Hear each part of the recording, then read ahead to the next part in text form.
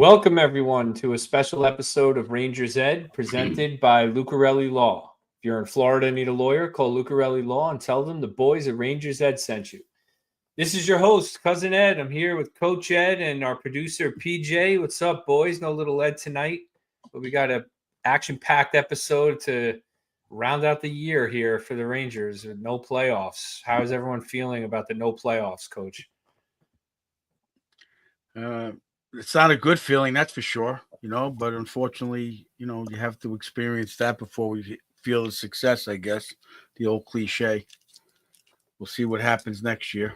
Yeah, another year, no Stanley Cup for the Rangers. So what is that now? One cup in 84 years? 85 officially.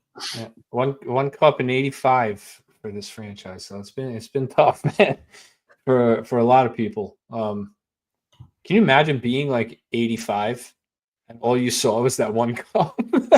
Jeez, man, it's tough. Well, it's better than no cups. Yeah, I guess you got the one, right? So you at least got that. At this rate, it could be us when we're 85. Yeah. Well, we got a special guest coming on, Siobhan Nolan from the NHL Flyers, reporter and editor for the Hockey News. She's great, and she hopefully give us some insight into what's been going on in Philly. They had kind of a crazy year. A lot happened there with the coach, obviously Tortorella. So we'll get into that in a minute. We'll bring her on, but before we bring her on, let's, I guess, cover the games, right? So 36, 34, and 7 prior to this episode. They went 2-2. 83 points, 5th in the Metro, 22nd in the NHL. No playoffs for New York. One game left tomorrow night, home against Tampa Bay to round out the season. I want to just be, without even covering the games, I want to talk about this Calvin DeHaan situation real quick. So PJ, we saw the tweets from Molly Walker. I guess it was a practice or a skate, like whatever you want to call it. DeHaan was about to go onto the ice, and he made some comments offhand in the presence of media. Molly tweeted it out. What exactly did Molly? Yeah, it was like an optional skate when they were in Florida before the game on Monday, so I guess it would have been Sunday. And I guess the way the practice facility set up, he walked by them and said something to the effect of, "How about the way I've been treated since I've been here? It's fucked." And wanted to talk and be very transparent. And then actually when he came off the ice, I guess he was grabbed by a member of the Rangers PR and said he would just talk more later, so I guess they were kind of nipping the bud. Yeah, I mean, probably telling him like, dude, what are you going to do here? Like, we've had a tough enough year. Come on, man, give us a week. I don't know what happened, but yeah, he backtracked a little, but then he himself responded to a tweet from Johnny Laz, who came on and said, after Molly's tweet, Laz said something like, really looking forward to seeing what DeHaan has to say, interested in seeing it, whatever his tweet was. And then DeHaan himself tweeted out a whole explanation about, just to paraphrase, it was pretty much, I got acquired. I played a couple of games. We won. We went 2-0-1 in those games. I know I'm not the reason we won, but I thought I played pretty. So he's just frustrated as a competitor. I want to get Coach's perspective on, DeHaan making these comments and probably more to come. But really, this is the 4th player this season that, by my count, who has spoken up to the media about a feeling of just despair by not getting into the lineup. Kakko, right, getting scratched, made the comments, it's easy to scratch a young guy. Zach Jones said he's wilting away. Jimmy Vesey said he's dying. And now DeHaan saying he was mistreated. All these guys kind of fringe or young players, not star players. But you don't see this. We didn't see this last year, Coach, when Jones was being scratched or Kakko. Is this a product of not winning that these players on the team feel more frustrated and speak out, or if the team's winning? Yeah, I think it's more just human nature, because when they are winning, when you didn't hear it last year from when Kako got benched during the playoffs, the one game, there were no comments. He didn't say he was happy, but he didn't certainly say anything negative. Yeah, I'm sure it goes around the league to all players. I mean, they get to this level, they want to contribute, they want to create a career, and the team trades for a bunch of guys. I mean, look, the Rangers are like stacked with a bunch of defensemen. That was all their trades, right? Last year, when they got Weedle, who else did they get? They got Borgen, Vakanainen. How many guys were they going to get? They still had Zach Jones there for 4 years, frustrated. There's a lot of issues that go on. Yeah. I mean, that's my opinion. Why did they get him if they didn't need him? That's the weird part to me. What was the mindset behind that? But as a real competitor, they want to play. Yeah, I mean, so why he was included in the trade? At the time, the Rangers didn't go get Carson Soucy. They traded Lindgren in that deal, so they needed a body back to play NHL minutes, and they got the Han. But then they went out and got Soucy, and he just kind of got lost in the shuffle, I think, even though a lot of people would argue he should have played over Soucy, or someone should have played over Soucy after his initial intro here with the organization. Well, that's a different debate. I mean, that's a coach's decision, an organization decision. They made the trade for Dahan. They had to make the trade, and then Soucy becomes available. Maybe they sought him out more. So, it's like anything else in life. You brought me here, but something else came up that they thought was a better fit. And what are they going to do? They can't rescind the trade and send them back. So now they're kind of stuck and see what happens in the offseason. They make moves in that given moment, then a day or two later, something can change. I mean, were they going to turn down a trade because, we just got the Han, we don't want Soucy because we just got the Han? No, they got that chance and they took it. No, and I think, from the Han's perspective, I don't love the idea of play. I do like honesty in players, because we hear a lot of the same. We can't really complain about players coming out and just giving cliches all the time. And then when they actually tell the truth, get mad at them for that too. So, you can't be a hypocrite, but I don't love this from a team perspective. I don't like the idea that all these players feel this desire to air their grievances to the media.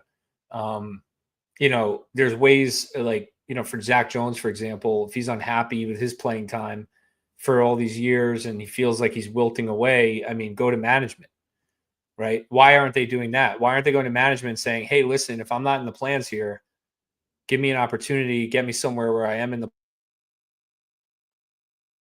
plans. I'm happy to do what I got to do, but, do that. So my question is there an issue with players feeling like they can't go to management? I mean, we know the rumors about Drury being kind of a jerk, for lack of a better word, with players and the way he treats people. So I think that's probably part of it, is there's a lack of communication from the organization and the players both ways. Clearly there's something missing. Well, you always create the analogy compared to your real life work situation.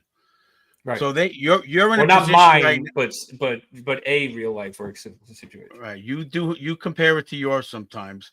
You're a lawyer. You're making X amount of dollars.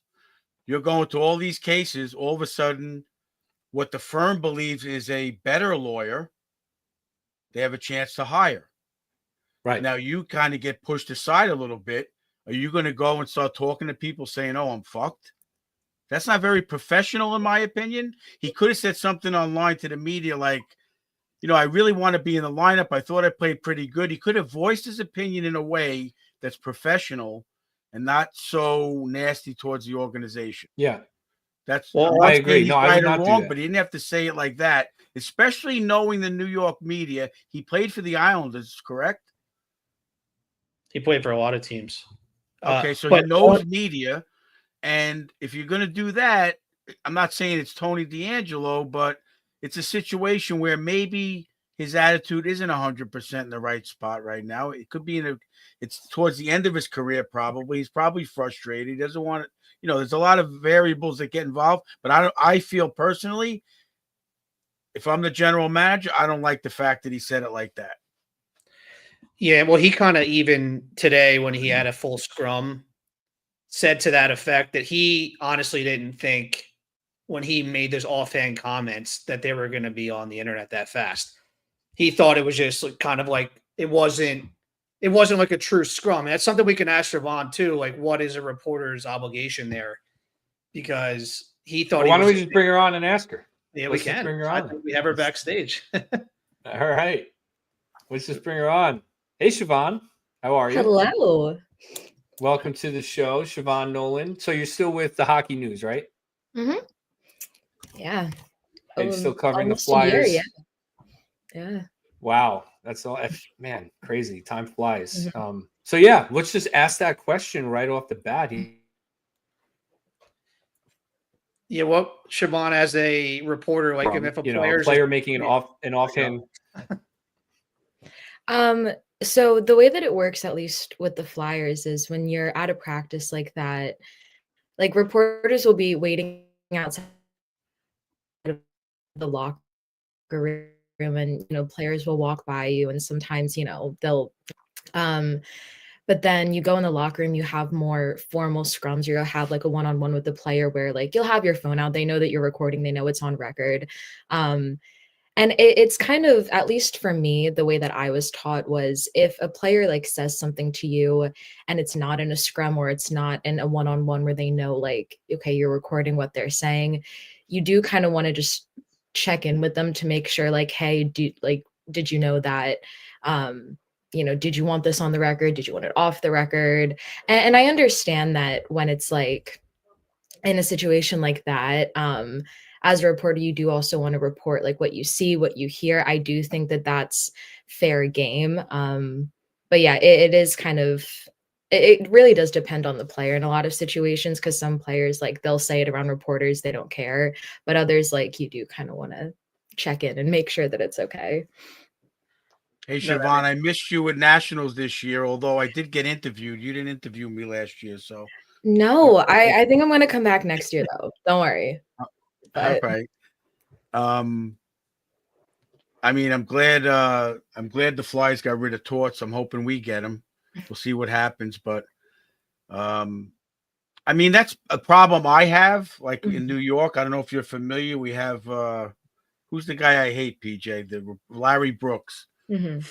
I feel like there's a fine line between dealing with a player personally and just throwing it out there just to get information out there. You have to have, in my opinion, I don't know, I'm not in your position, but in my opinion, if I'm a reporter for the Rangers, say, and I'm Rangers fan, I would hope. Do I want to hurt the team by saying certain things? Like I'm talking about the Jacob Trouba situation where Larry Brooks came out and he gave his personal life with his wife's situation and all this. I kind of think that's crossing the line and using your power to a bad taste for the organization. I mean, I don't know how it is with the Flyers. Like you said, do they act? I mean, if you can tell us, I'm not going to put you on the spot, but do they more or less give you a parameter of what you can do? Yeah, we had a situation like that actually pretty recently with Travis Konechny. He made an offhand comment about going to Worlds, and at that time it hadn't been confirmed to us that he was going to Worlds, and someone wanted to tweet it, and at the very last second, Konechny was like, no, like I don't want that on the record. And it kind of like caused an internal discussion of like, well, you said it when reporters were around, like you didn't specify you wanted it off the record.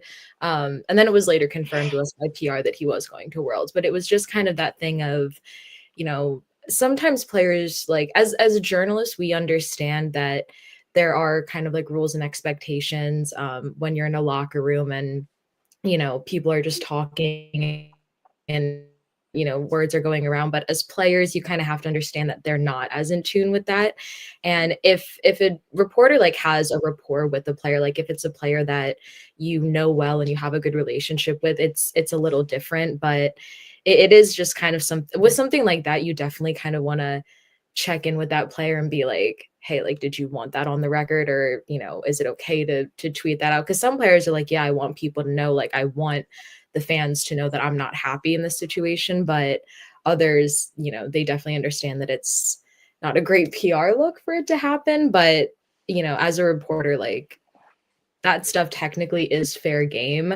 But then you think about like players and PR and everything, and you kind of have to be a little more cautious about it. But it's very, very delicate balance that they have there. Yeah, that makes sense. And I think Molly Walker, who's the one who tweeted that, actually followed up and said, and asked him the same reason when he walked off the ice, when he wasn't going to talk more, was it his decision? Because he did talk to PR, and I think they were worried that the Rangers were kind of putting a muzzle on him, but they did let him talk today to kind of.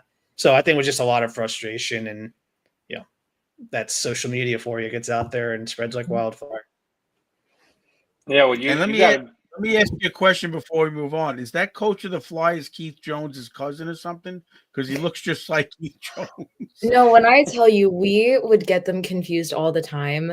It's really a problem. Like at development camp last summer, we would see them all kind of like watching from the balcony, and we'd be like, is that Brad Shaw or is that Keith Jones? Like we really could never tell. It was very hard to do.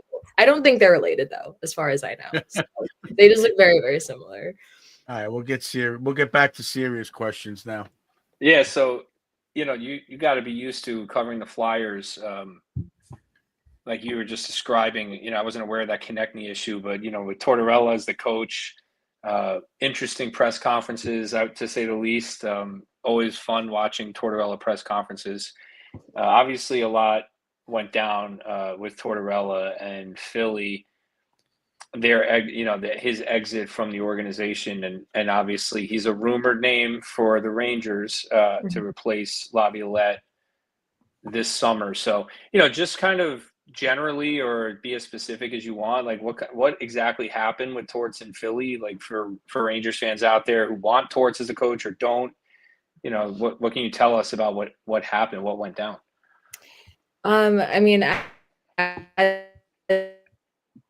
sure it's no surprise to Rangers fans. He was a very divisive coach. Some people loved him and they thought that he was great for the rebuild, and other people thought that he was not good for the young players, especially guys like Matvei Michkov, the scratching him for games, and what happened with like Joe Farabee, Morgan Frost, and then obviously the fight that he had with Cam York in Toronto. A lot of people just didn't think that he knew how to properly manage those young players and really put them in a position to enter that next phase of the rebuild. And they're definitely, you could just tell in the locker room after certain games and after certain, altercations, there was a different kind of vibe. There was definitely frustrations there. And it's come out a lot more now that he's gone. Sean Couturier recently did an interview where he was very candid about the fact that he and Torts had a difficult relationship. And I think you could see that, when you scratch your captain for a couple of games, that's pretty telling. And it's definitely interesting to see how much freer they've been under Brad Shaw and the way that they've played. And everyone's really pissed off that they've been winning because they want the good draft pick. But to see kind of how much lighter everything's been, it's definitely interesting, because I don't know any specifics of players' relationship with Torts. That's been very kept under lock and key, but it's definitely telling, at least to me, that they feel so much more comfortable and freer under Brad Shaw. I think there's a lot less fear about making mistakes, because Brad Shaw's not going to bench you for a whole period if you make a mistake. So it's definitely, they look like a different team. They look like a different team. They play like a different team. It's definitely just been a lot more light and free. And I think that kind of dichotomy is just very telling of how they were feeling under Torts in that last season. It's interesting.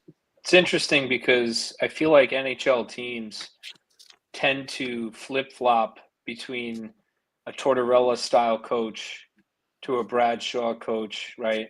So it's like in 3 or 4 years, the Flyers will be too loosey-goosey, too easy to play against, and they'll hire a Torts-like coach, and then he'll be run out of town. So I know the Rangers do that. So I feel like all the teams are doing that. So it's now the Rangers are in a position where they kind of need accountability with their veteran players while also playing the young guys. So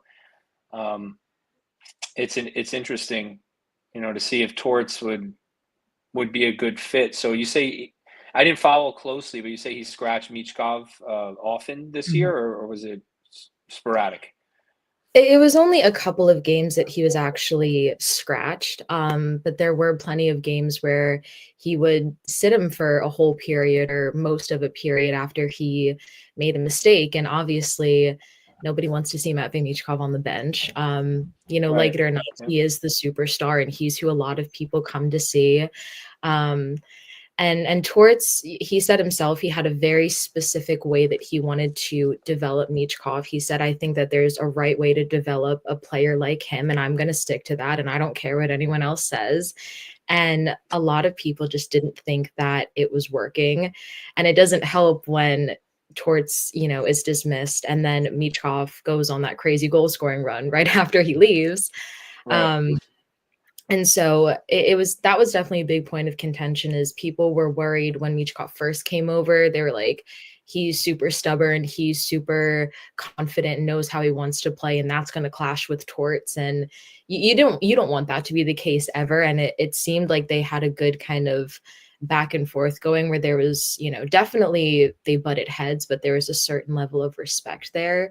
But I think as the season went on and Michkov kind of felt like, okay, maybe I can't play the way I want to, or I can't make a mistake, even though it's my first year in the NHL, and the tension just kind of really built. There was one game where he and Torts got into kind of a verbal altercation on the bench, and that got blown up into a whole thing. So that was definitely one of the biggest points of contention that people had with Torts, was how he and Michkov interacted. Interesting. Wait, how did they have a verbal altercation? I heard he doesn't speak English at all. No, he actually, and I love clearing up this misconception with people. He's gotten a lot better at it. He understands that talking to him, that he understands it. He does still have a translator when he talks to media. I don't think he's quite at the level where he can speak it fluently, but you can tell he understands it. I've heard him, talking with his teammates in the locker room, and I admittedly have been learning some Russian so that I can talk to him in Russian and kind of understand here and there, like when he answers in Russian. So that's been kind of cool, because I'm the only one that's been doing that. But he's actually a lot better at English than people think he is. He's not fluent, but his teammates and Bradshaw have said that he's gotten a lot better and they can communicate with him pretty well. So yeah, he's a lot further along than people think. A lot of the Russian players, I feel like, do that, and then all of a sudden, you hear them speak English, and you're a little surprised. Yeah. Well, that's very cool that you are trying to learn English to get used to, dealing with those players. Yeah. You are trying to learn Russian. I'm sorry. Can you elaborate a little bit, because I'm not familiar with what the argument was with Cam York? So I, again, don't know the details of what exactly they were arguing about. I know that with Torts, he had a very specific style where, and we saw this with Morgan Frost too, where he pushes guys and he pushes them and he pushes them. And sometimes he can get very personal with it. And my understanding is that he had been pushing Cam York for quite a bit. And if you know anything about Cam York, he's from California. He's very laid back. He's very chill. Torts has said before, like, I've tried to get on his nerves. I've tried to piss him off, and I just can't do it. Like, that's just not who Cam York is as a person. And, he was really dogging on him because, York wasn't playing super well. And he was that. But it just kind of really came to a head in Toronto because they had been on that bubbled over at the worst time. And that's just kind of how it started. And it's really interesting to me because Cam York is one of those players where if you're pissing him off and if you're starting a fight with him and you're making a guy like her, that is very telling because Cam York is not, quick to anger. And it just kind of goes to show how frustrated everyone was, because when I heard that it was York, I was very surprised because he's the most like laid back, like stereotypical California guy you've ever met. So yeah, that's definitely a big indicator of just like how much Torts kind of just was not able to be on the same page with a lot of the guys in that room. Boy, the more and more I hear about it, the more I sound like him on the bench. Well, Siobhan, was a lot of this season with all the animosity with Torts just because of how much they were struggling? Like if you had flipped the 2 seasons, like last year they overachieved, right? If this year was his first year, and then I know he coached before that, and then this year is when they got really close to the playoffs, do you think all this would be happening, or is this just more the pressure that Michkov was there? Or is it kind of like a chicken and egg thing? The fact that they weren't doing well was leading to this, or which is just too much Torts.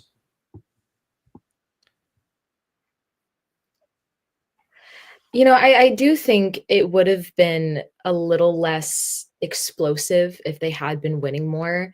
But the expectation, like they knew that playoffs were not a sure thing. And in preseason, Danny Briere had straight up said, like, we're not measuring the success of this season on whether we make the playoffs. Obviously, it'd be nice if we did, but it's not something that, they were really kind of hopeful about. Like they understood that there was a chance to make with Michkov.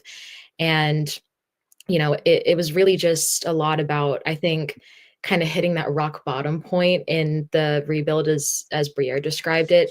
They sold off a lot of culture guys, and people understand it's a business and you can't keep guys around just for the vibes. But Garnett Hathaway said when they traded a Morgan Frost and Joel Farabee, guys who had been with the Flyers for 6-7 years since they'd been drafted, that was a big hit to the room. You trade a guy like Scott Lawton, who's been here for 12 years, who was a very big leader in that room, a very respected voice in that room, and that does have an effect on them. So I think that would have really kind of dented the motivation no matter who the coach was. But I do think Torts' style was getting to a point where it just wasn't compatible, and that was really showing, especially when you kind of lose those voices in the room that have been here longer than Torts had been there. So I don't think it would have been quite as, in your face explosive as it was, but I wouldn't have been surprised if there was still some, animosity happening. Mentioning the locker room, we had that issue with Peter Laviolette again on social media because of his press conference. Did Torts go in the locker room after the games all the time? To my understanding, he didn't really go in the room that much. He was a very big believer in, I'm going to let the guys do their thing. I'm going to let them kind of police each other and have the captains and the leadership group address any issues. So from the comments that he made, it didn't sound like he was in the room that much. He very much trusted them to kind of handle a lot of issues on their own. He was very hands-off in that sense. So that means if they did lose that leadership, that is where it's going to hurt, like you said before. Eerily similar to the Rangers situation. Yeah, and with a guy like Scott Lawton, I mean, he was such a huge part of the Flyers. I mean, it really can't be overstated how much he meant to the team, to the community. He's a guy that I grew up watching, so it was kind of hard for me, like the fan in me, to see him leave. And even guys like Joel Farabee, he, for as young as he was one of the longest serving players in that room, and he's 24. He's my age, but he was a very big respected voice, and he was a guy that really helped keep the team kind of together, keep the spirits high. And when you lose that, especially when you bring in, when you have a younger squad, it's kind of like, oh, we don't really know what to do in that situation. Like you have guys like Sean Couturier who have seen guys get traded and they're kind of used to it.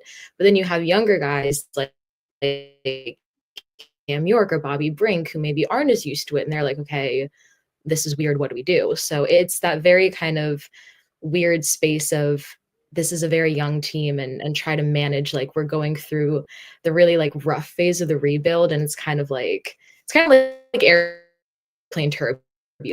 turbulence. You got to just kind of hold on and get through it, and hopefully things get better as this time goes on. The Farabee trade was interesting to me. He's a player. He had a breakout year a couple years ago. And then he struggled last year. I felt like underperformed, and then this year maybe continued his struggles. But he did so well that they locked him up to like a 6-7 year contract, a decent number of $4 or $5 million, expecting him to grow. And they traded him in Frost. I think all they really got in that deal was Kuzmenko, right?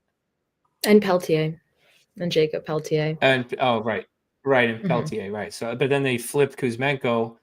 So it's just interesting. I wonder how because I feel like Briere and Tortorella aren't really on the same page. Like I feel like Briere just wants to continue his rebuild. He doesn't think they're ready, and Tortorella was kind of like trying to win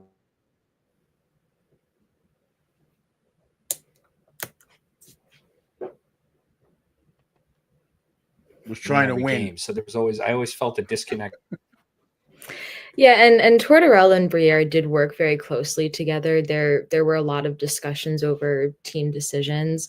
And with Farabee, it was really frustrating because Morgan Frost also had this problem where they would have really good stretches and you could see, okay, this is what they can do. This is, the potential that they have. And then they would go through those really frustrating goal slumps. And Joel Farabee, he was going through a stretch of just really bad puck luck. I mean, he was doing like everything else right. And Torts even said that, but he just like couldn't find the back of the net. And, Danny Briere said, this is the hard part, is trading away these guys that you do believe in and you do have a very close relationship with, but you have to think about what's best for the team and what's going to help the team out in the future. And, he said, he's like, it was a hard trade. I was happy to do a good business, specific plan of where he wants this rebuild to go. So he acknowledges that it's not easy to trade away players like that. But he said, it was just kind of becoming clearer and clearer that with the way the rebuild was going, they just weren't showing what they needed to show to kind of keep them there. And as hard as it was, it's like, it's a business. And sometimes you just have to make those hard decisions. Do you think had the Cam York situation not happened, would Torts have stayed, or was it kind of leading to a divorce regardless? I don't know, because it's again, Cam York is not a very confrontational guy. He really does not have any sort of temper. He's not going to get in people's faces. His leadership style and his way of going about things is, he's not going to go into Torts' office and sit down with him and be like, I don't agree with how you're treating me, which is what Torts wanted them to do. But, it's just, there are a lot of different personalities to manage on that team. And as the team got younger and younger, Torts straight up said, like, I don't really know how to manage these guys, and I don't really know how to manage a team in this era. There's one press conference where he was like, oh, these young guys are so coddled and they have their entourages, and it's just very different from what he's used to seeing from players. So I think, that disconnect was a lot bigger than they kind of wanted to lead on. But then he made those comments of, I don't know how to coach a team like this, and I don't really want to learn. And it was like, okay, he's really just kind of over the whole thing. Yeah, that was interesting. That concerns me as a Rangers fan, knowing that Torts is an option. I didn't really love those comments at the end from him. But I mean, the guy's a great coach. There's no question about that. I mean, to me, one of the jobs as a coach is to get the most out of a player. So if you're telling me, in my opinion, I don't know, I don't watch the Flyers enough, but if York is that laid back style, he's probably trying to pull something out of him to give him a little bit more of an edge at the NHL level to step up to that next level. I don't think he hates him as a person. I mean, he just wants to like get under his skin and get him pissed and get going, Yeah, and next level. And the kid just probably wasn't used to that. At all levels, he's probably the most skilled player on the team and gets away with yada, yada, yada. And now Torts wants to get him over the hump on that next level, but not everybody accepts that. Yeah, and he said as much. He said, I've tried to get under Cam York's skin. I've tried to piss him off. I've tried to really, get him going in that way. And Cam York, I remember I talked to him about it, and he was like, yeah, he has done that. And that's just not the kind of coaching that I respond to. And that was the case with Morgan Frost too. For a long time, Morgan Frost just kind of sat there and he took it. And Torts said, I know that he was raised to not really question the coaches. He was raised to be very polite and, not really cause a fuss, but it got to a point where Morgan Frost had been scratched 10 plus times. And that's when he went into Torts' office and was like, okay, like, I need to talk to you about this. But that's just not how every player is. And I'm sure that there was some frustration with York where he was like, I don't know why this guy keeps coaching me like this when he knows that it's not something that I'm going to respond to. So I think it was just, there's a personalities, and Torts kind of had a one size fits all kind of mentality. And it just like, we can't keep doing this. Like, it's not a sustainable model. What kind of system did Torts run in Philly this year, specifically on D? Because the Rangers run like a man-to-man. A lot of fans and people on this show are concerned they don't have the personnel for that. So I'm just curious. Was Torts really hands-on on the system? Was it a hybrid? Did he stick to some kind of strict system? Because their analytics were pretty good at 5-on-5 Philly. So I'm just curious. Mm-hmm. Yeah, he wasn't big on the man-to-man thing, because that was a big thing for Jamie Drysdale when he came over from Anaheim, because Anaheim plays man-to-man, and Philly just had a very different defensive system that he had to adjust to, and so that was one of the big things with him. And it was very Torts style hockey. It was very, everyone has to block shots. Everyone, you have to really be showing up physical. You have to get back. You have to be defensive. It was very defensive focused. And for a player like Michkov, who has improved on his defense,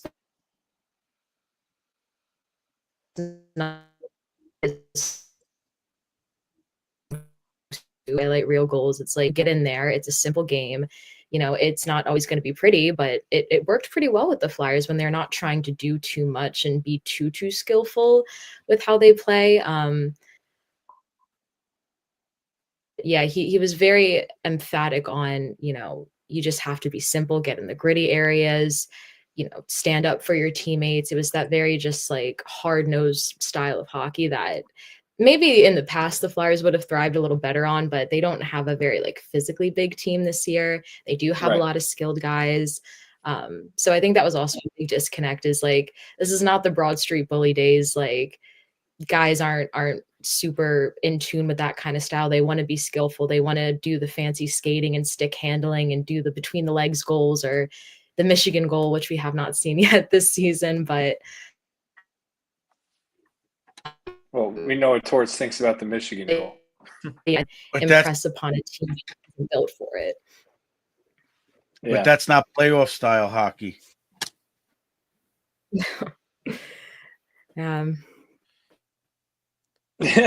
Fortunately not. I just wanted to see Michkov do a Michigan. That was my big thing that I wanted to see, and he tried it many times. But yeah, just not meant to be, I guess. First year of his career. He did a few of them in practice. No, like I've seen some clips. He did some insane goals in practice. Oh, he loves it. He loves he's kind of like, we like to joke that he's like the annoying little brother to Ivan Fedotov, who is another Russian on the team, the 6'7" goalie, and they're very close. And so Michkov loves all these like crazy stuff on him, and Ivan kind of very funny, but he does love to pull out those goals when they're doing like shootout stuff. It's very entertaining to watch. That's good. That's good. Well, we'll see what happens with the Flyers going forward. and with Torts, I guess. I know he's no longer with the Flyers, but I'm very curious to see if he goes to TV or if he gets another coaching job. And so before we wrap up, where do you see the Flyers going forward? Are they still selling off pieces? Are they happy with what they have? You think they want to add to it now, or are they still in the sell-off stage? They're definitely entering a new phase of the rebuild. Briere said the draft is going to be huge for them this year, especially once they kind of know where they're going to pick. It's very dependent on this next game against Buffalo. I think the lowest that they'll be able to pick is like 7th, which a lot of people don't want when you have the opportunity to get a 4th, but the draft is huge. I think they do have players that they want to sell off. Obviously, Rasmus Ristolainen is a name that's been going around. He's currently injured, but the Flyers think that they can get a good return on him. It's just they do have guys I think that they'd be interested in selling, but Daniel Briere has a very specific value in mind for guys, and he's not really one to settle, so it can make that process very difficult. But what about Garnet Hathaway? Is he for sale? Not that I've heard. I don't think that there's super legitimate any rumors on talk to the media. Even after a loss, he's going to give you a good presser. But yeah, I think they're definitely moving more towards adding. They're bringing in a lot of young guys. We have Jet Luchenko and Carson Bjarnason down in Lehigh right now. We signed Alex Bump. We signed Devin Kaplan. There's talk that we could sign Isaac Howard from Western Michigan as well. So they're definitely turning that focus to the young guys and really building up that future. All right. Well, it's going to be interesting to see. As always, great job. Thank you for joining us. Thank you so much. Real quick, Siobhan, we had a last questions because we hold on. We do like a last question, but usually coach goes last, so PJ's going to go first, and then coach will have another question. Usually that's the way it goes. Well, we had an interesting question in the chat, and I'm from just outside the Philly area too, so I was curious as well. What's your go-to cheesesteak place? Oh, I'm a D'Alessandro's girl. I love a D'Alessandro's. Just not Patrigino's. Don't go to Patrigino's. They're tourist traps. It's not worth it. Yeah, I used to live in Manayunk, so yeah, D'Alessandro's is I can confirm very, very good. Mm-hmm. All right, coach is writing this down as we speak. I've been there already. What's the outlook for the new coach? Who they looking at? Are they going to keep Shaw, or what's your ideas? Anything? Any scuttlebutt? Bradshaw's definitely making a good case for himself at the moment, and he's a guy that the players really respect and they, just really enjoy playing under. I know a lot of people want David Carl, Rick Tocchet, but it really just depends on the availability of guys. Right now, we're just not really sure where they're going to be. I've heard Mike Sullivan could be in that too. So there's nothing really definitive yet. We don't really have a list. It's just a lot of speculation at this point. I wouldn't be surprised if they kept Bradshaw. I think he would bring in a different coaching staff, so we wouldn't have Rocky Thompson on the power play or anything like that anymore. So we would be seeing a different coaching staff. But yeah, I wouldn't be surprised if they kept Shaw. But as for other managers, it really just depends on where they're at with their respective teams. And then I'm sure Danny Briere will work his magic and make some kind of move.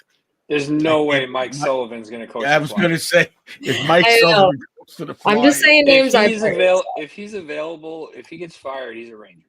Mm-hmm. We know it. We know it. There's no way Drury's letting him go.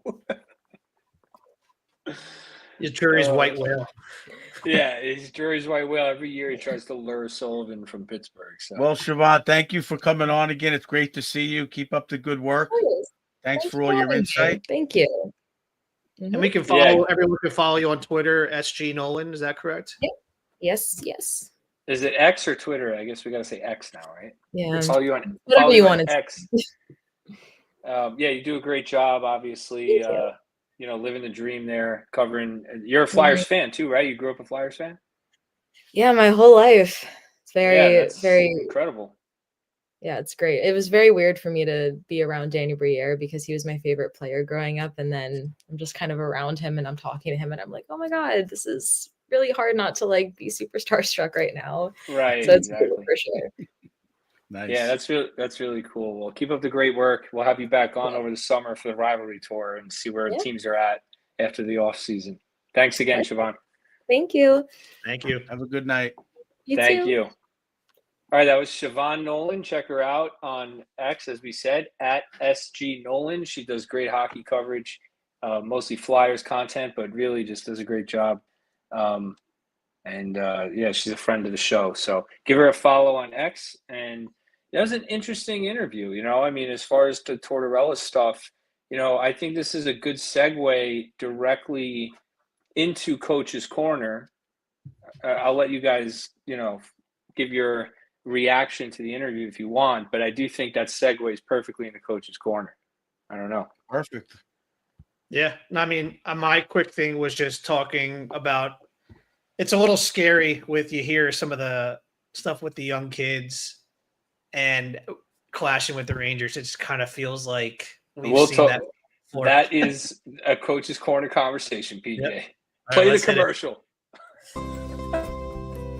Hey everybody, Coach Ed here. I'm over here in the shop at Bella Italia Marble Granite Quartz, picking up my order for a nice little bathroom I'm doing. I've been a contractor almost as long as I'm a hockey coach. So listen to me when I tell you, when you want the quality work and craftsmanship, I'm going to see the boys over at Bella. They serve all 5 boroughs, Westchester, Long Island, all the way out to Montauk. Whether you're a Ranger fan, Islander fan, Devils fan, they're going to take care of you no matter what.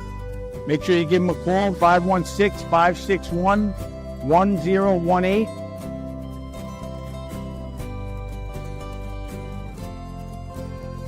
Let's go Rangers.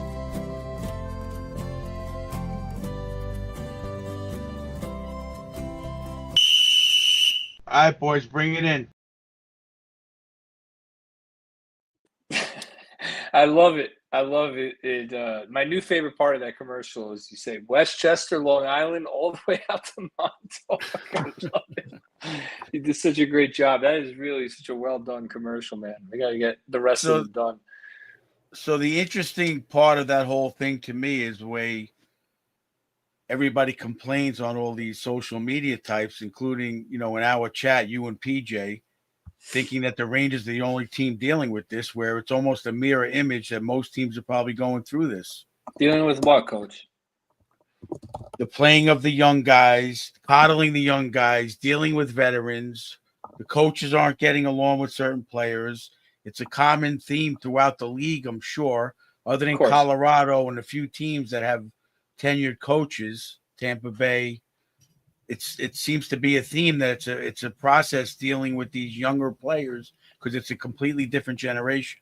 Well, I think it's part of that, Coach, but I guess what I wanted you to touch on is you say tenured coaches. I think it's coaching type, right? I mean, a lot of the NHL coaching ranks is what people would call retreads, right? Like people who are just continuously getting jobs in the NHL over and over again. Like, how long has Peter Laviolette been a coach in the NHL now? Like 30 years, I mean. All right, so my answer to you is we got David Quinn, and you didn't like him. What if we get another young guy that's not ready, and you don't like him, and another year goes by? Yeah. Now you want to give not only do you want to give players a chance to develop, now you want to give a coach a chance to develop. Wait, maybe they blew with not. The only thing I'll give you is maybe they blew with Knobloch. He was already an experienced coach, successful at Hartford. But at the time, Gallant was doing well, and Knobloch moved on. So what are you going to do? Sure. So I guess the question is, like, fine, if Tortorella scratched Michkov, I can't believe that, honestly. I'm shocked they would bench him for the third. And that's sarcasm if you can't tell. But I don't know why he would do that. You're the coach of a rebuilding Flyers team.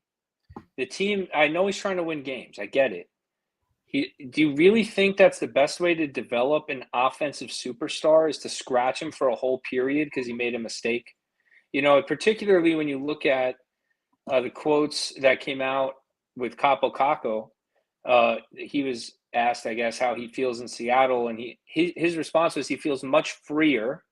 He feels like he was told when he got there, don't be afraid to make mistakes. Go make plays. You're not going to get benched for a mistake. Mistakes happen. That was kind of the gist of it, and that made him feel more free and confident. So I do think there is a balance between developing accountability in a young player through tutelage, right? Scratching for tutelage purposes. I can see the justification there. I'm not saying there's no justification, but I do think it's more important knowing the player's style, like a Gabe Perreault. The kid is supposed to be an offensive dynamo. Like he shouldn't be scratched for making a play and it being a mistake if that's what happens, right? Like he doesn't need to develop into a third line grinder. There's no reason to teach him that part of the game. Like develop his offensive skills, make him a 100-point player. That's the way I look at it. I don't know, maybe I'm just naive, and you're an experienced coach where maybe you want 20 guys on the team who all play the same way. I don't know what the thinking is, but no, I think you definitely need a hybrid situation. I disagree with Tortorella where everybody should be blocking shots. We've talked about that in the past. I think to a degree you need to be a little bit more competitive. I don't think Panarin's enough, is like we've talked about. We don't know the circumstances why he benched Mishkov in the one period. No, we don't watch every game. Has he been doing this game after game? Now look at it from other players' perspective. If he's getting away with mistakes, and then another young guy's getting away with mistakes, and you have a few veterans who are trying to win a game, keep up their scoring and their contracts, and now he's not getting benched, and you're going, oh, he's getting away with it. Why is Tortorella yelling at me? But it creates a whole dynamic. So to that degree, I'm not arguing with that he was benched. No one should not be benched. And as far as the who got scratched, who got scratched? The captain? No, the captain of the Flyers. Couturier. That was last year. So you guys are yelling, and we're all pretty much yelling about they got to bench Mika. They got to move him down the line. So you want them to do it to Mika, but now they're going to complain that he benched Couturier and didn't dress him. Maybe he was teaching him a lesson because he wasn't doing the right thing. Well, I'm not complaining about that. No. I'm saying she was saying their fans were complaining about it. Right. How could you bench the captain? Yada, yada, yada. So then you're saying if you're the captain, you're immune to any kind of accountability and reprimand? If you, like you've been saying all along, if you're going to bench the third line guy, Kakko, then bench Mika if he's making those mistakes, or don't dress him. Yeah. So give me the line you want to, give me what you want to do. What are we doing? Well, I think you have to come up with, you have to be consistent. My question is, when this is the way I see it, and I'll try not to be long-winded, is when your team is winning games, and the coach's decision is to scratch a young player, I feel like other players on the team understand it more. Even that player might eat it, right? Like, fine, I'll sit, like, whatever. The team keeps winning. Your President's Trophy winners last year, Kakko gets scratched, whatever. I don't agree with that as a fan. I think that's the wrong way to develop the kid, but the team's winning games, so the coach is pushing the right buttons in the locker room. When that's not happening, it's going to be more scrutinized. So now we're in a situation where the Rangers are eliminated from the playoffs. They pretty much have been eliminated for a few games. They were hanging on by a thread. I won't use the bad terms, but a thread, we'll say, right? They were hanging on by a thread. And they were pretty much eliminated. And Gabe Perreault signs. He burns a year of his ELC, and you want to get a look at the kid, and coach scratches him. Right. And then he says, well, he's going to look at some video. He's going to meet with the coaches. I think it's important for a young kid coming from college to kind of take a step back, assess his game. Fine. I mean, that sounds totally reasonable. I don't agree with it, but the quote sounds reasonable. Next game, he scratched again. Right. So I'm sitting there. Why? Why are we doing that? I don't understand it. And then I got to look at Chris Kreider. He gets 16, 17 minutes a game. And we'll talk about Kreider, but how is that the right decision? I'm not asking you to defend his decision. I'm more so asking you from a coach's perspective. You're in that situation. The rumors are you're going to get fired. You got this young kid out of college thrown in your lap with 8 games to go in the year. You're battling, trying to get in. Like, I don't know. Like, I'm trying to let you defend Laviolette's decision here with Othman, Berard, and Perot, because I feel like the three of them can't get in a game at the same time. So at least one of them has to sit every game. So what's going on from the coaching perspective? What is his thought process? Well, first of all, we don't know if the GM is involved in those decisions. Siobhan said that Briere was always in constant contact with Tortorella. I don't know. We don't know. I don't know. Maybe Johnny Laz next time we could ask him that question if there's any kind of a harder relationship or whatever the situation is. But it's from a standpoint. So if you want to put in Barad, you want to put in Hoffman, you want to put in Perot, you want to put in all these guys, who's coming out? I mean, tell me who you want to take out. Tell me who you want to take out. That's a different question. If you're giving me that question, I want you to tell me if I'm the coach and you're the GM and you go, I want Hoffman in there. Okay, Ed, who do you want me to take out? You take out Parsonen. You could take out Kreider. You could take out Carrick. You could take out a million guys. So he's done then. You don't think you don't have no problem with taking out Kreider, a veteran Ranger. What has Kreider done to deserve to continue to get playing time? What has he done this season? What have these new guys done to deserve it without playing an NHL game? Well, that's other than Hoffman. I'll give you Hoffman because I think he deserves it. He's been in the AHL for 2 seasons now. He's earned his keep. He's earned his right. But the college kid coming in, I like him, but I don't. The games he was in, I didn't see him making that big of a difference. I understand you want to develop him, but I'm on the thing where let's put him in the AHL and play at that level first, pick up that speed, then go to the NHL. Well, that might be what happens next year, right? But that's not this year. That's not what happened. He went to the NHL. Well, he can't play in the AHL this year, I don't think, PJ, right? Because he's 19 or something coming out of college. So I think he has to go to the NHL because he's in college. It's when they come over from juniors, which is how Othman kind of got screwed. So Perot could play in the NHL. Right, but when he's burning the year anyway, they're going to keep him up, and that's part of the motivation for bringing him over. That's like kind of his leverage. These kids out of college now to kind of burn the year early. Well, maybe they're giving him a taste of the NHL, and then when he's when the camp opens up, he'll push him a little harder. Yeah.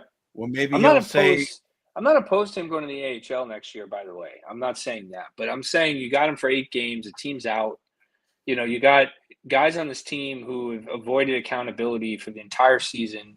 The entire team's production is down 20 points, 50 points, 30 points, 40 points across the board. Huge drops in production. The power play's stagnant. It's the same 5 guys out there on the power play. I don't see a reason why you can't try to ignite some spark in the organization and get some good vibes going to the offseason with young players getting opportunities and big roles at this point in the season. To me, it makes very little sense to continue to roll out the same tired group that has been disappointing night in and night out. I don't get it. I hear what you're saying. It is a tough decision, I guess, for a coach to sit there and, scratch a Chris Kreider, a veteran of 13 years, to play a kid who's 19 right out of college. Like, yeah, how happy I appreciate that. I mean, maybe it would be the right thing to do, sitting Panarin or Mika, because then they'd get pissed and want to be traded. Maybe that would solve the problem. I feel like they've been playing good. I'm good with Panarin.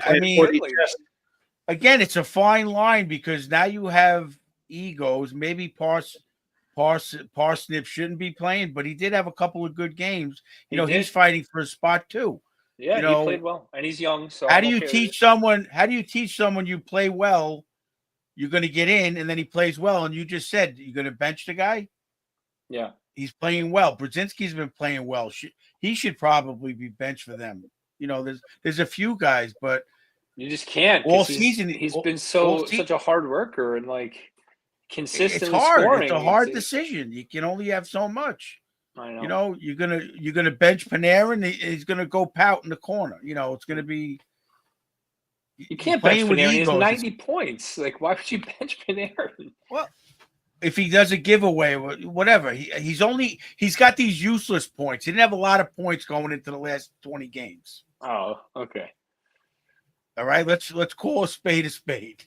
Get ready for an off season of Coach Ed wanting to trade Panarin because it's coming, boys. Get ready, buckle in, get ready Well, you got all these young guys. You got all this offensive talent. They'll get the 100 points together. Little Ed just chimed in the chat. He's on his way up, making a road trip to Maine for work, and he said that Parsnip has 3 goals in 5 games.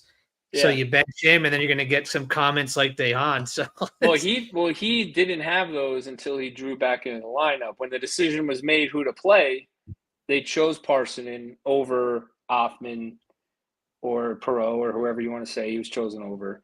And yes, he has produced in those games. And like I said, he is young, and they need to make a decision on him too. Is he a part of the team next year? Because he's an RFA. So I'm less concerned. You put me on the spot who I would bench. I don't know. For me, I don't know the answer. I'm not sitting here like bench this guy, play that guy. But I'm saying again, Gabe Perot needs to be in the lineup. You're asking me in coach's corner, what would I do? You think Laviolette's not losing sleep over this as a head coach in the NHL? No, I don't. I don't think he is, because he knows he's getting fired. No, he knows he's getting fired. And it doesn't matter. He's still he cares about the players. If you're a coach, even when I wasn't going to get hired back to Chaminade, you think the last few games, I knew it halfway through the season because of what happened, the issues we had. I still cared about my players. I still treated them the way they should be treated. He's not going to walk out and blow up the team because he knows he's going to get fired. What kind of a he's not? I don't think he's that kind of a person.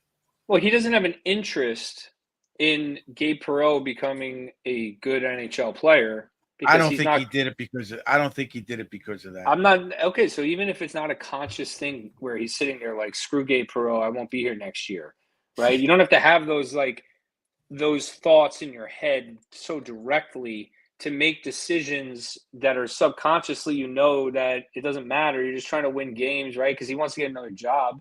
If he gets fired, he wants to get hired. So he's got to try and finish strong. And I just think he honestly is putting the team he thinks it gives him the best chance to win every day. And I am baffled by it because I don't know. I think the development of the younger players, pushing them up into bigger roles. You saw Messier on ESPN, right? In between periods, how to fix the Rangers. You guys sent me the picture. Yeah. One of the things on his list was pushing younger players into more prominent roles. You have to do that. This is Alexis Lafreniere's 6th year in the NHL. I think it's his 6 years. All right, PJ, or 5th? He's still not on the first power play unit. The guy was drafted 1st overall. They have not consistently put him on the first power play unit. He goes on it for 10 games. He gets no points. And then everyone's like, oh, change it back. We got to change the power play. Leave him on the unit. Just leave him on the unit. Let him sink or swim on it. I'm just tired of it. This organization has done this my entire life. They don't know how to develop young forwards. They have never, ever, ever, ever developed an elite forward. Ever. They've never done it. It's never happened. Not one time. You want to call Rod Gilbert an elite forward? Maybe that's the one. When there were 6 teams in the league, they were able to do it. But they can't do it, and they're clearly not doing something right. I mean, that has to be acknowledged. Like, you could blame each individual player. Anderson this, Kravtsov that, Kako this guy sucked, that guy sucked. At some point when it's 20 or 30 examples of top picks who fail with the team, you have to look at how the team is handling those players. You can no longer say it's the player's fault unless they just are that bad at drafting, which is another issue then. Then we need to have another coach's corner next week about maybe that. A combination of both. They haven't had a coach. They haven't had a coach long enough to say he's going to develop the player. 2 years these guys. Laviolette wins the President's Trophy.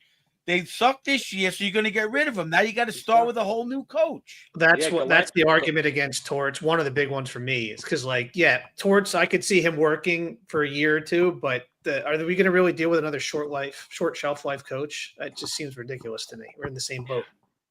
Yeah, I see that too, but the team does need a little bit of that with Torts, right? I know, Coach, you're a big Torts guy. I mean, there are positives and negatives to Torts. Like, I'm not clamoring for Torts to get hired like you guys are, but he will hold veterans accountable. He's shown that throughout his career. He's not just benching the Michkovs of the world. He will bench a Couturier, right? So, I mean, this team does need a little bit of accountability amongst the veterans. with Torts, it's probably going to take something like with the Giants with Tom Coughlin when Strahan went into him and said, "You have to lighten up a little bit." You saw that documentary? No, I remember when it happened. That was really. I remember when it happened. Crazy. I didn't see the documentary, but I remember. Coughlin really did change. It was crazy. It really was. You know, and he saw the light. It was a change in the guard. Like he saw the light, and they ended up winning that year. And it was didn't he cut a guy for being 15 minutes early to practice because he said he was late? I don't know if he cut him. He probably. Oh, he was on time, but that wasn't Coughlin's on time. Right. Well, something like that. That's not just Tom Coughlin. That comes back from the guy at Army. I forget the whole Parcells. I forget the guy who coached at Army that Parcells coached as an assistant with. That was his thing. It led to everybody, you know, like the Bill Walsh system. But anyway, it's going to take a veteran like, say, Barclay Goodrow, if he was on the team, walking into Torts and saying, look, when I was with Tampa, this happened. You got to lighten up on Laffy. You got to lighten up a little bit. Show a little leeway. Let me handle it. You know, I'm sure Strahan went into Coughlin and said, let me handle something. Let me talk to these guys. Let me push them a little. We'll get it done. Right. You know what I'm saying? That's where the veteran leadership comes in that everybody's talking about. And that's why I wanted to ask her. She said Torts doesn't go in the room either. Interesting. You know, it's like I'm shocked. I didn't know that. When Eddie was a young player, through college, I never got on him right after the game. I would always wait till the middle of the week before practice and say, what'd you think? Not middle, maybe Tuesday or what. Say, what happened? What'd you think of this? And then I talk to him. I try to do that with our players. I'll tell Eddie and Mike, let them stew a little bit. We'll go in at the end. We'll say a couple of things, but I'm not going to go in there unless they do something stupid like a major penalty, you know, fist fight in the handshake line, you know, shit like that. But I'm not going to sit there and blast them over mistakes they made. We'll do that Tuesday at practice, go over film, go over this. Let them handle it amongst themselves. Go out Sunday, whatever they do on the weekend. You know, in the pros, maybe go have a few beers together, talk it out. Let them handle it amongst themselves. You know, that's how I look at it. And I think that's a big part of it. And they need that. They lost Truba. They lost Goodrow. We've been saying it all year. She just said it. They lost two key guys in the locker room. That's a big part of it. And the young guys are going to look up to those guys. And that's what I think I said something similar to this before with relates into Laviolette. And now it's going to be relation if the Rangers do hire Torts. But you would think, and Torts has adapted because he's not like he was when he was the Rangers coach or even the Vancouver coach where he was really gone quick. But you would think these guys would start adapting like, oh, this is why I got fired. This didn't work. Let me change this a little bit. No.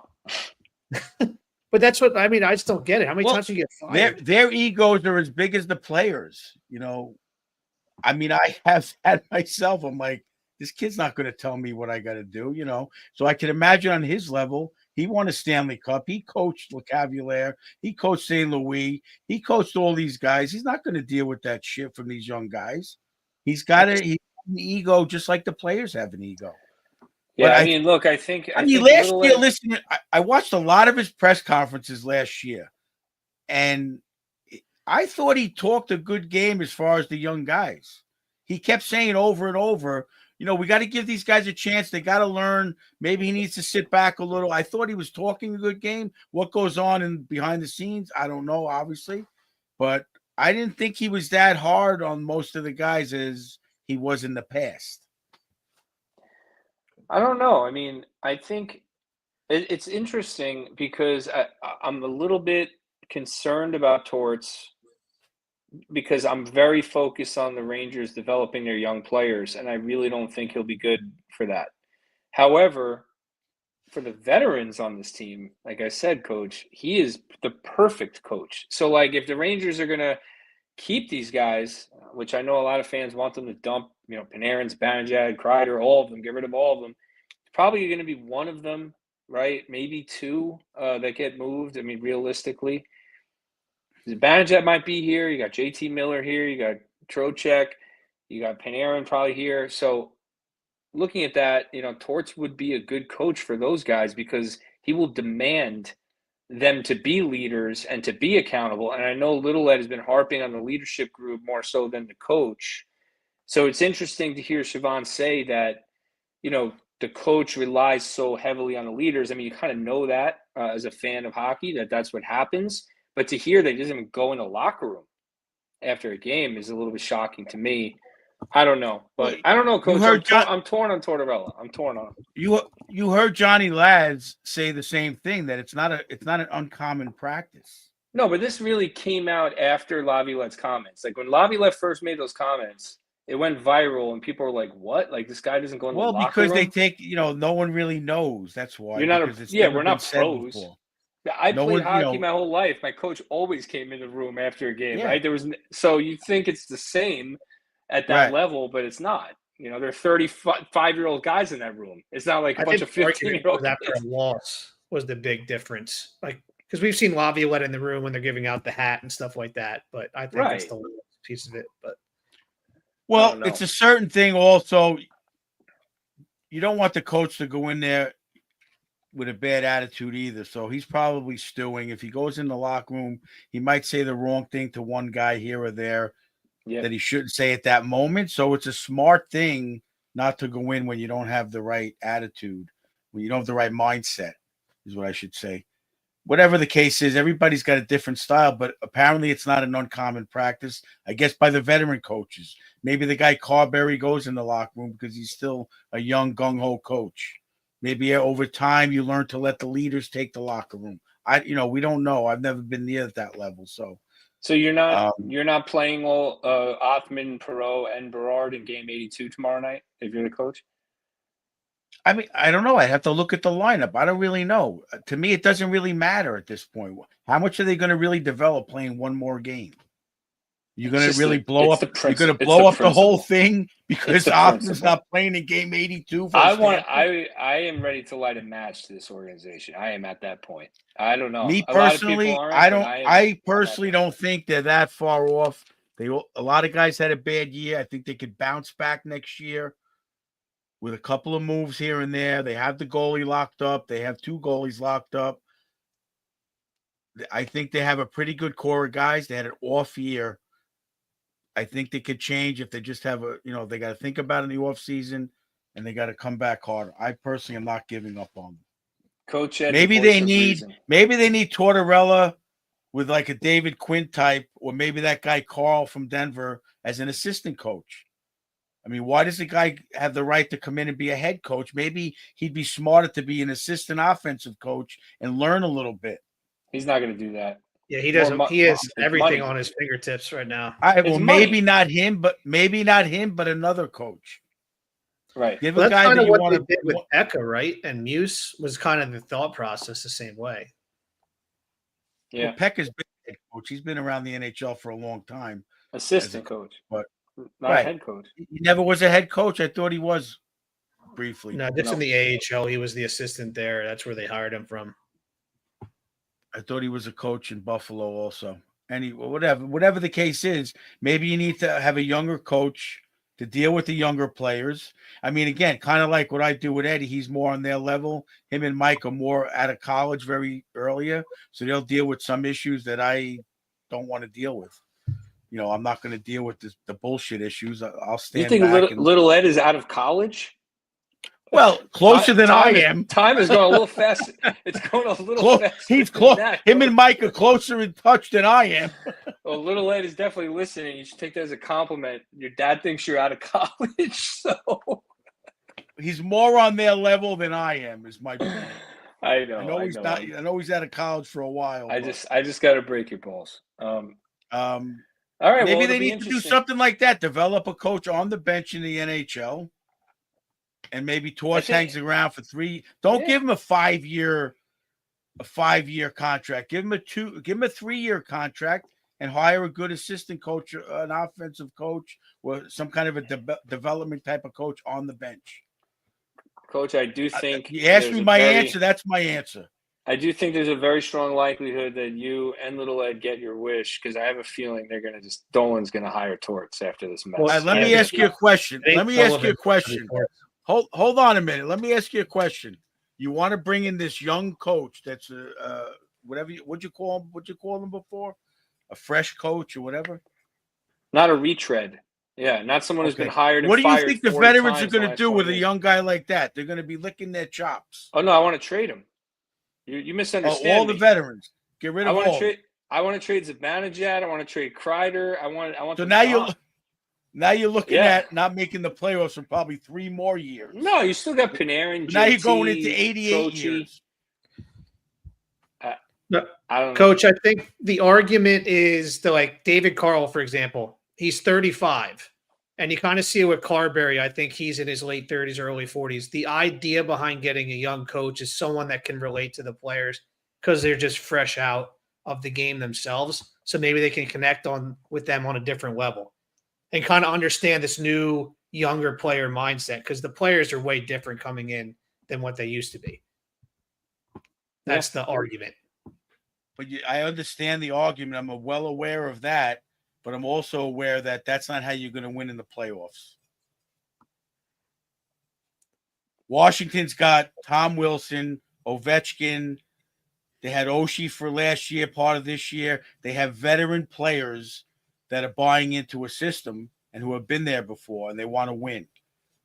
We have Zibanejad that looks like he's going through the motions. Panarin flipping pucks around, not back checking. You got Trocheck, Kreider, who's playing at half. Well, now you have JT Miller and Trocheck, I'd say is good.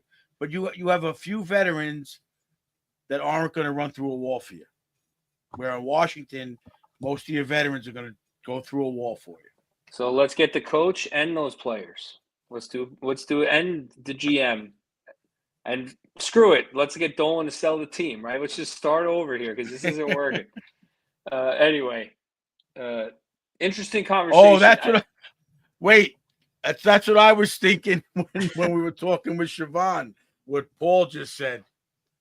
He had a run in with Larry Brooks already. This is going to be great. Oh, if he comes back, it'll be funny. That would be funny. Yeah. There's no doubt it's going to be tremendous content. There's no question about that.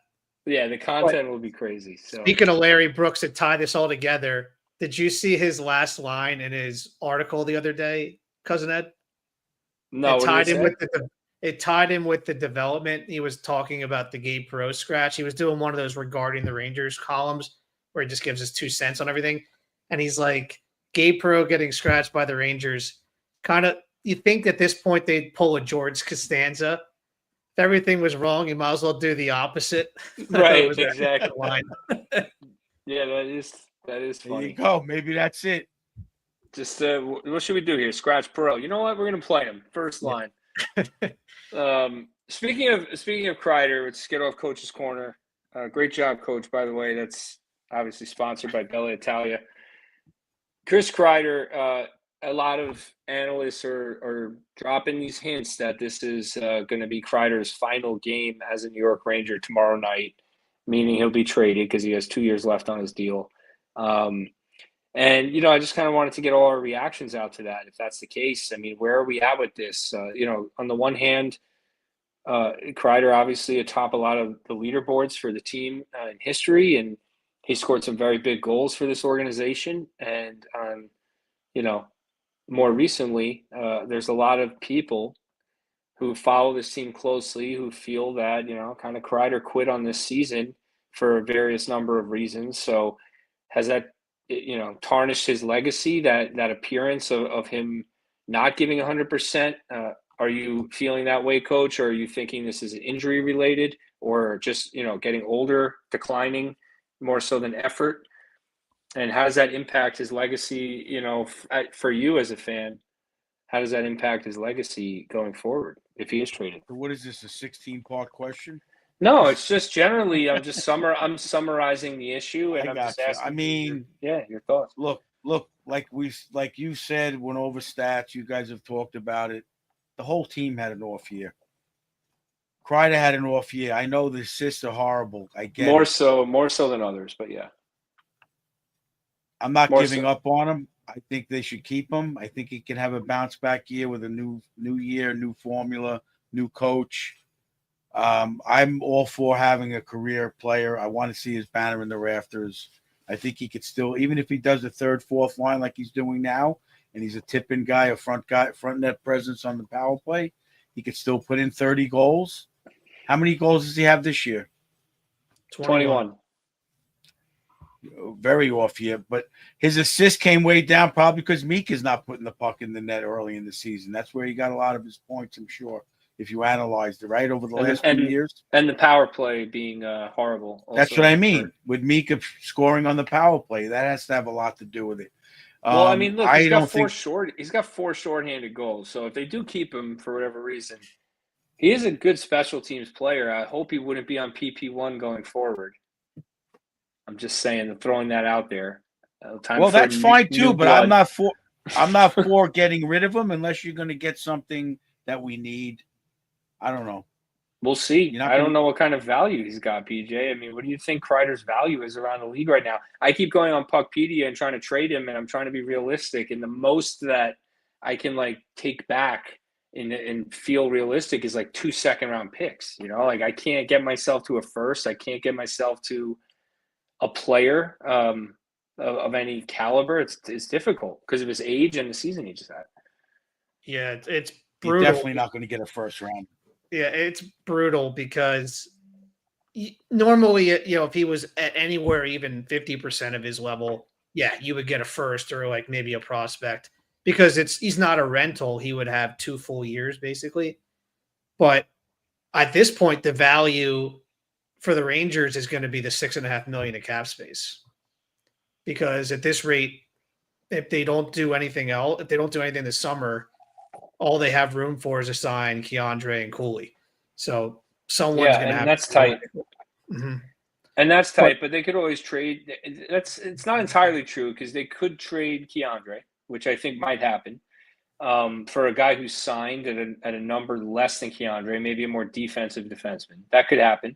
They could trade Mika instead of Kreider. They don't necessarily have to trade both, right, to make moves. So I hear you. The value is there. I just think Kreider is the easiest target to move because he doesn't have a no-move clause. He's got a no-trade to, I think, half the league. So he can't block every single trade. And I think that it depends on how Drury values Keandre, right, and how long he wants to sign Cooley for. If he wants to give Cooley a 2-year deal, might be 3 or less, right? If he wants to give him a 6-year deal, you're looking at close to $5 million. So then you got to move some money. So I just think there's a lot of different factors that are in play here, but I don't know. I think the other thing is he's not really worth much. Wants to leave too, as sad as it is. There was an article by Vince Mercogliano has said that as much, because apparently his distaste with the organization started with how they got rid of Jim Ramsey because he was really close to him. So I think it started snowballing. That happened. He had a bad taste in his mouth from that. But last year they were winning and going well, so it wasn't an issue. Then all of a sudden the Goodrow thing happened. The Trouba thing happened. Then Kreider's name's in the memo. All of a sudden he's like, what the hell did I do to deserve this after all my years here and everything I've done? And I think it led to being, one, he was hurt, but 2, bad feelings. And you could see his head and his heart are not in it as much as we want to see it. So I think part of it, he wants to go too. I think he wants to change, which is brutal. How are we here 10 months later after that natural hat trick? It sucks.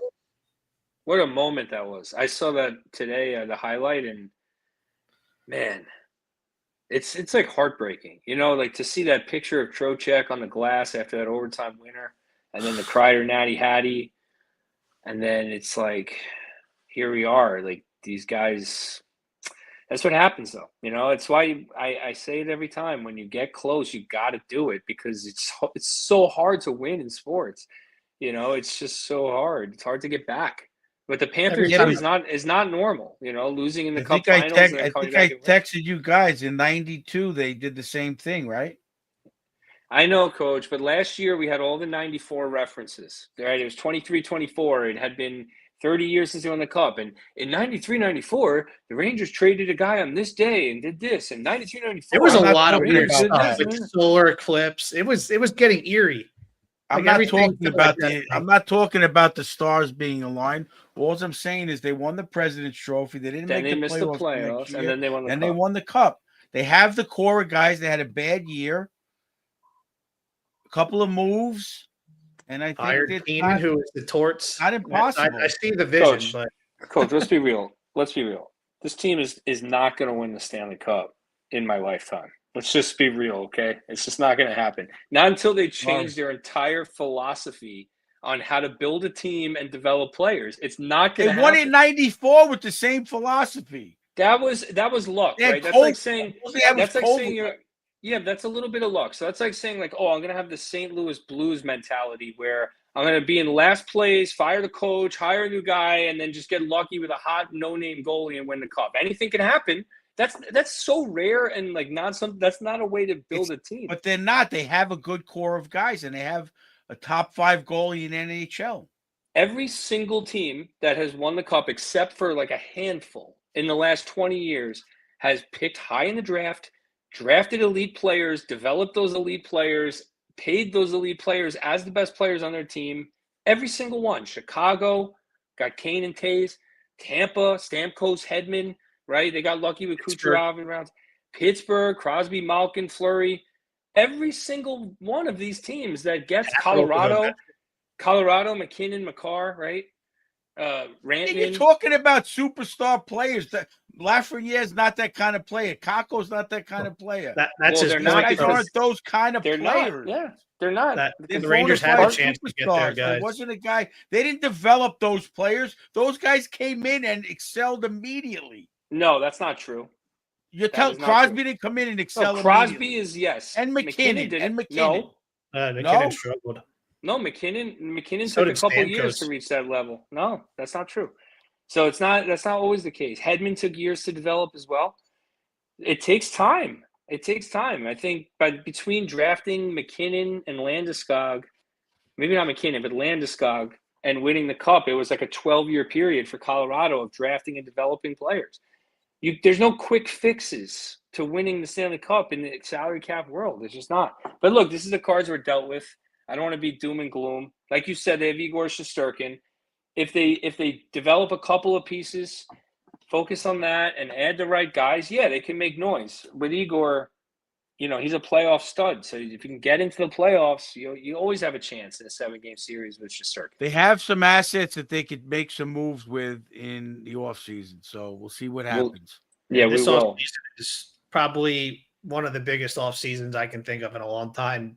Like, they have to get it right between the coach, which core guys are out, who you're bringing in, because it feels like there's an inflection point here where it could go really well and we're back on track, or we could start getting in a really bad state where we're screwed cap-wise, player-wise, and because some teams around them are getting younger and better. We see Montreal, we see Columbus. Philly's going to get there soon. Even the Islanders. The Islanders added some young talent. Look, if Little Ed were here, he'd say I'm way off the rails, and we stopped talking about Chris Kreider about 15 minutes ago. So, Kreider, if he is traded, just say, do you think – what's your initial reaction now? We'll revisit this later when Little Ed's on in the offseason when he ultimately is traded. Does he go to the rafters? Yes. But it's going to take time.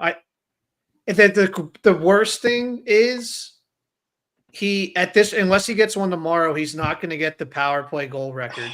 He's tied, though. He's tied. He tied it the game after 4 Nations. He's had all these games to do it, and it sucks because he's been struggling so much. What a way to go out for him and Sam Rosen, right? For him to get to call Chris Kreider's Ranger breaking power play goal. That would be an unbelievable end to the year and in a really crappy season to hear Sam with that call. Smile for a little bit, but let me tell you what I had to do a cousin Ed flop on the whole Sam Rosen thing. I almost want to erase all the archive tapes and stuff because watching that show with JD and him and then watching that broadcast with JD and just seeing everything, I'm like, wow, it was something pretty cool.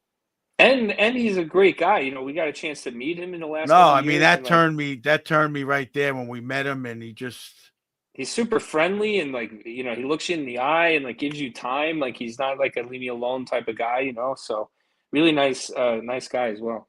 I mean that's what I really feel. I don't feel bad about you not getting the cup. I feel bad that they had to go out like this for Sam Rosen. Oh, he was really excited. He figured, I'll retire this year. They got a good run at the cup. It'll be a good season, and it just went south. Yeah. He tried to will them there, but they just didn't care. Yeah. So. Quick question for each of you on that Sam topic, because it's Sam's last game, which is a weird.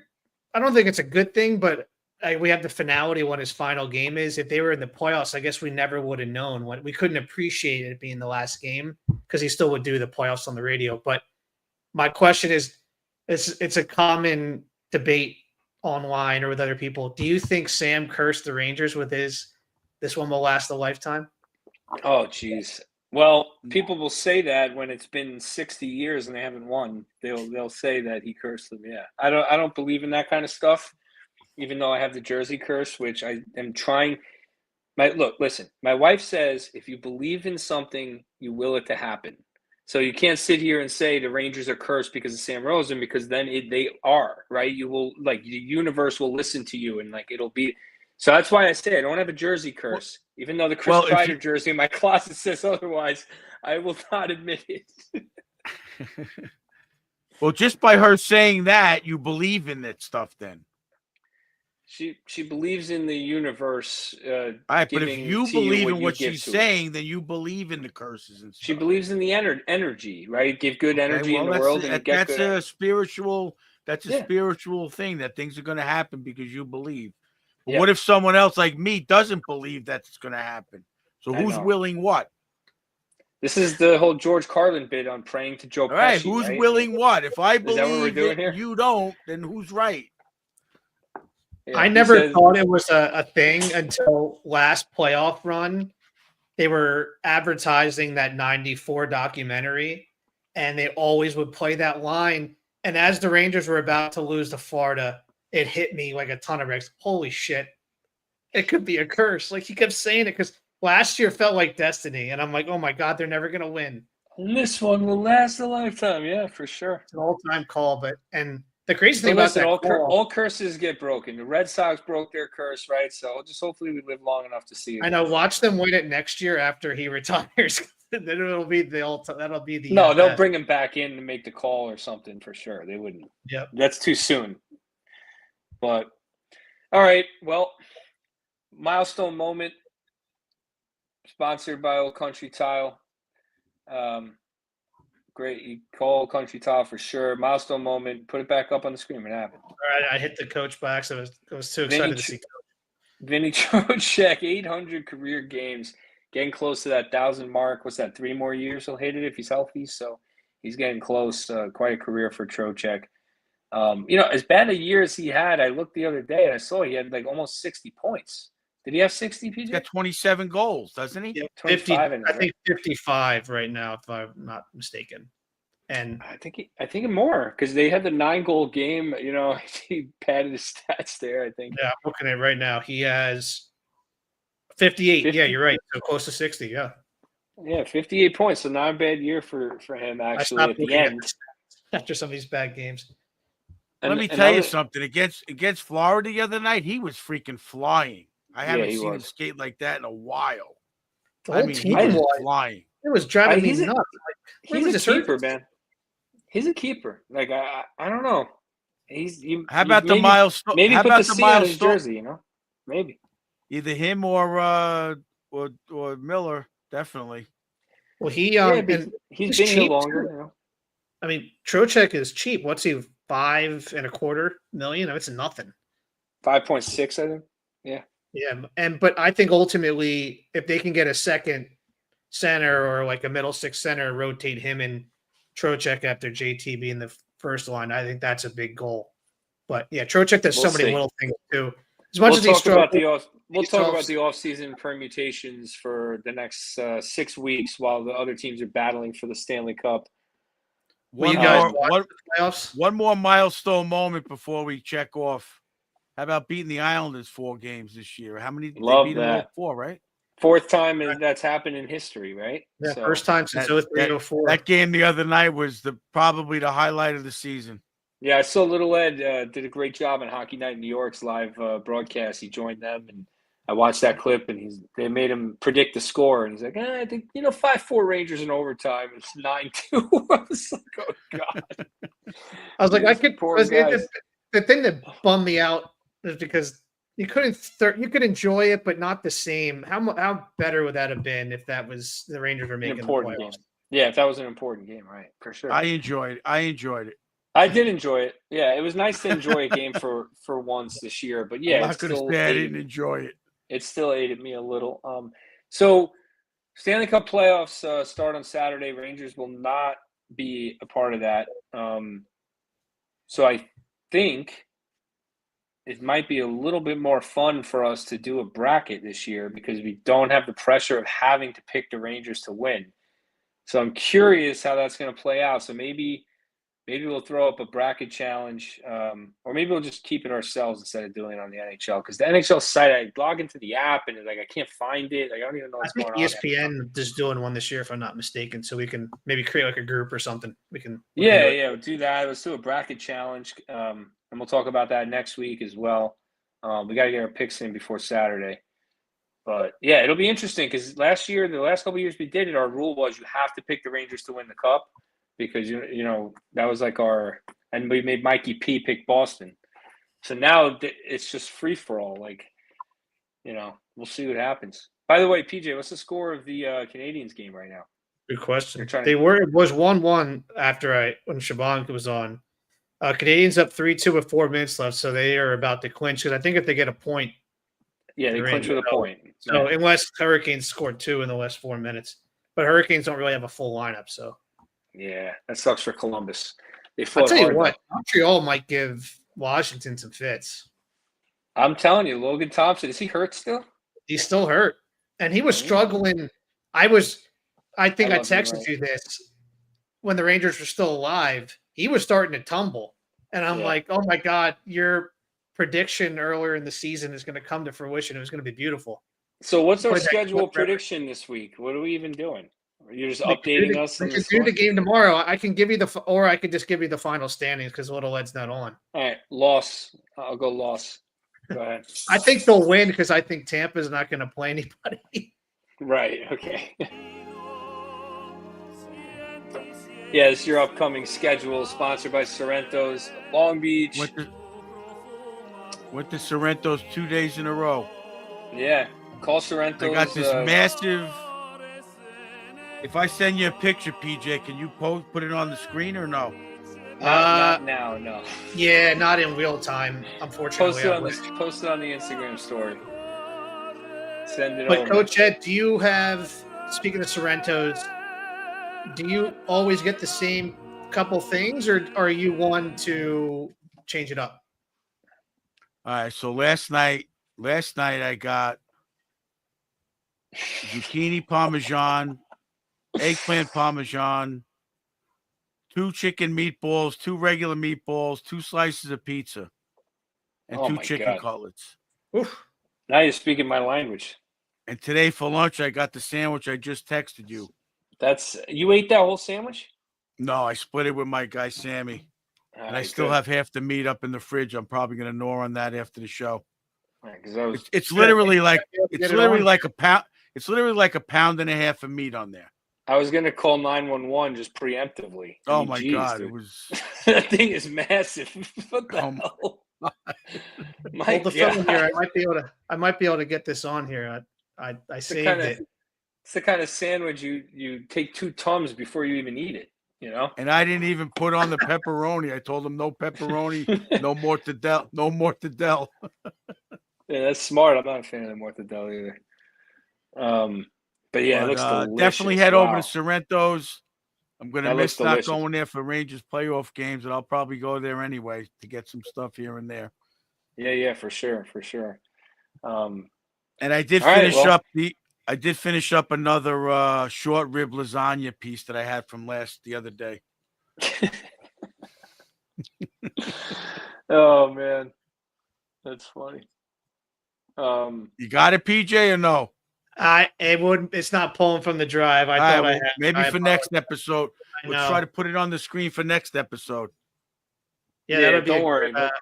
You can't get a better, shout out to them with that.